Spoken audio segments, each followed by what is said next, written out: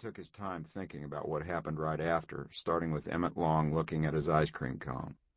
Carlos saw it as personal, something between him and the famous bank robber, so he skipped over it, telling Bud Maddox, "I put the money on the counter for him, mostly singles. I look up. Junior Harjo walks in," Bud Maddox said. "A robbery in progress." "Yes, sir, but Junior doesn't know it. Emmett Long's at the counter with his back to him. Jim Ray Monks is over at the soda fountain getting into the ice cream. Neither of them had their guns out, so I doubt Junior saw it as a robbery. But Mr. Deering sees Junior and calls out he's got his mother's medicine. Then says for all of us to hear, 'She tells me they got you raiding Indian stills looking for moonshine.' He said something about Junior setting a jar aside for him, and that's all I heard. Now the guns are coming out, Emmett Long's Colt from inside his suit. I guess all he had to see was Junior's badge and his sidearm. That was enough. Emmett Long shot him. He'd know with that Colt one round would do the job, but he stepped up and shot Junior again, lying on the floor." There was a silence. "I'm trying to recall," Bud Maddox said, "how many Emmett Longs killed. I believe 6, half of them police officers." 7, Carlos said. "You count the bank hostage had to stand on his running board, fell off and broke her neck." "I just read the report on that one," Bud Maddox said. "Was a Dodge Touring, same as Black Jack Pershing's staff car over in France." "They drove away from the drugstore in a Packard," Carlos said, and gave Bud Maddox the number on the license plate. Here was the part Carlos saw as personal and had skipped over, beginning with Emmett Long looking at his ice cream cone. Then asking, "What is that, peach?" Carlos said it was, and Emmett Long reached out his hand, saying, "Let me have a bite there," and took the cone to hold it away from him as it was starting to drip. He bent over to lick it a couple of times before putting his mouth around a big bite he took from the top dip. He said, That's good," with a trace of peach ice cream along the edge of his mustache. Emmett Long stared at Carlos then like he was studying his features and began licking the cone again. He said, "Carlos, huh?" cocking his head to one side. "You got the dark hair, but you don't look like any Carlos I ever seen. What's your other name?" "Carlos Huntington Webster, that's all of them." "It's a lot of name for a boy," Emmett Long said. "So you're part greaser on your mama's side, huh? What's she, Mex?" Carlos hesitated before saying, "Cuban. I was named for her dad." "Cuban's the same as Mex," Emmett Long said. "You got greaser blood in you, boy, even if it don't show much. You come off lucky there." He licked the cone again, holding it with the tips of his fingers, the little fingers sticking out in a dainty kind of way. Carlos, 15 years old, but as tall as this man with the ice cream on his mustache, wanted to call him a dirty name and hit him in the face as hard as he could, then go over the counter and bulldog him to the floor the way he'd put a bull calf down to brand and cut off its balls. 15 years old, but he wasn't stupid. He held on while his heart beat against his chest.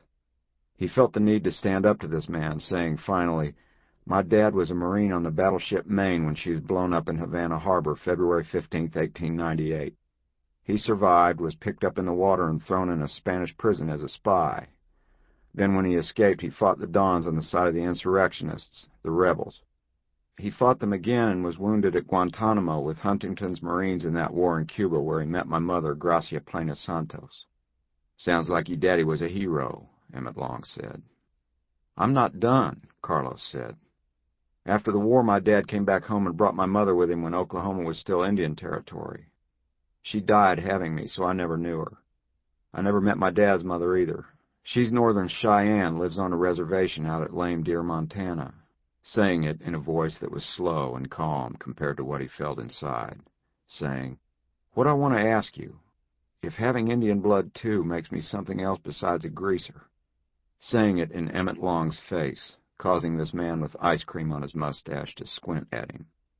"For one thing," Emmett Long said, "the Indian blood makes you and your daddy breeds, him more than you." He kept staring at Carlos as he raised the cone, his little finger sticking out, Carlos thinking to lick it again, but what he did was toss the cone over his shoulder, not looking or caring where it would land.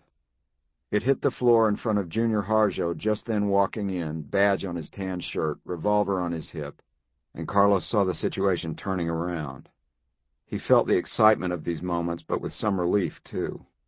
It picked him up and gave him the nerve to say to Emmett Long, "Now you're going to have to clean up your mess."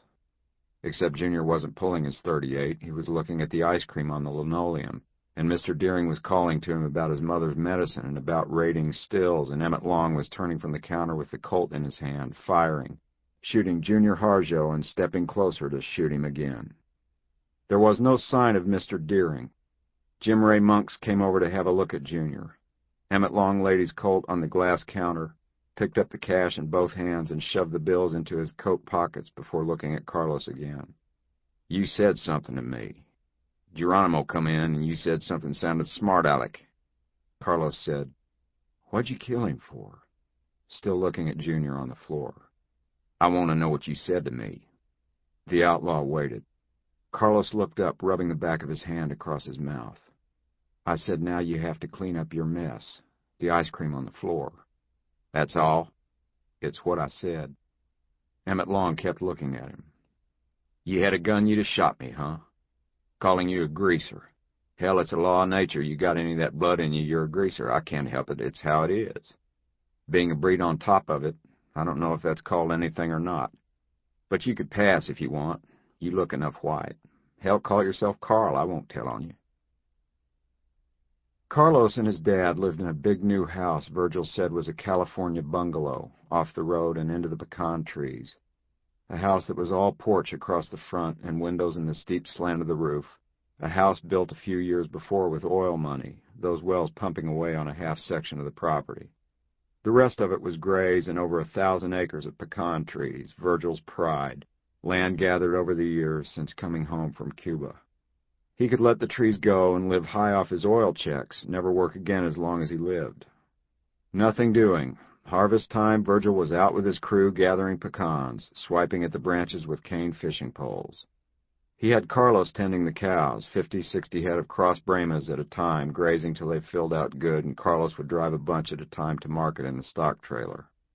He told his dad every time he went to Tulsa some wildcatter would offer to buy his truck and trailer or want to hire him to haul pipe out to the field. Carlos said, "You know I could make more money in the oil business than feeding cows." Virgil said, "Go out to a rig and come back covered in that black muck? That sound good to you? Son, we can't spend the money we have." Oklahoma became a state in 1907. Carlos was 1 year old, and they started calling Tulsa the oil capital of the world. A man from Texas Oil came down from the Glenpool fields near Tulsa and asked Virgil if he wanted to be rich. "You notice that rainbow in your creek water? You know that's a sign of oil on your property?" Virgil said, "I know when the Deep Fork overflows, it irrigates my pecan groves and keeps out the weevils." Still, he wouldn't mind some extra money and leased Texas Oil the half section they wanted for a 1/8 share and $100 a year per working well. The discovery hole hit a gusher a quarter-mile into the earth, and Virgil found himself making $900 to $1,200 a day for most of the next few years. Texas Oil offered to lease his entire spread, 1,800 acres, and Virgil turned them down. Seeing gushers spewing crude over his pecan trees didn't give him the thrill it did Texas Oil. When Carlos got back from a haul, Virgil would be sitting on that big porch with a bottle of Mexican beer. Prohibition was no bother. Virgil had a steady supply of the Mexican beer and American bourbon brought here by the oil people. Part of the deal. The night Carlos witnessed the robbery and killing, he sat with his old dad and told him the whole story, including what he'd left out of his account to Bud Maddox, even telling about the ice cream on Emmett Long's mustache. Carlos was anxious to know if his dad thought he might have caused Junior Harjo to get shot. "I don't see how," Virgil said, "from what you told me.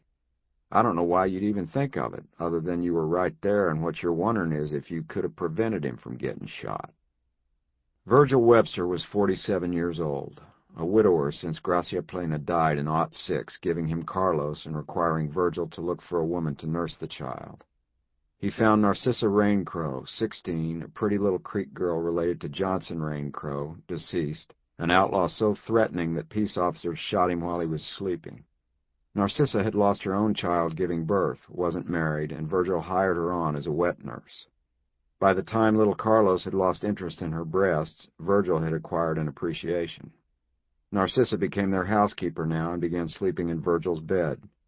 She cooked good, put on some weight, but was still pretty, listened to Virgil's stories, and loved and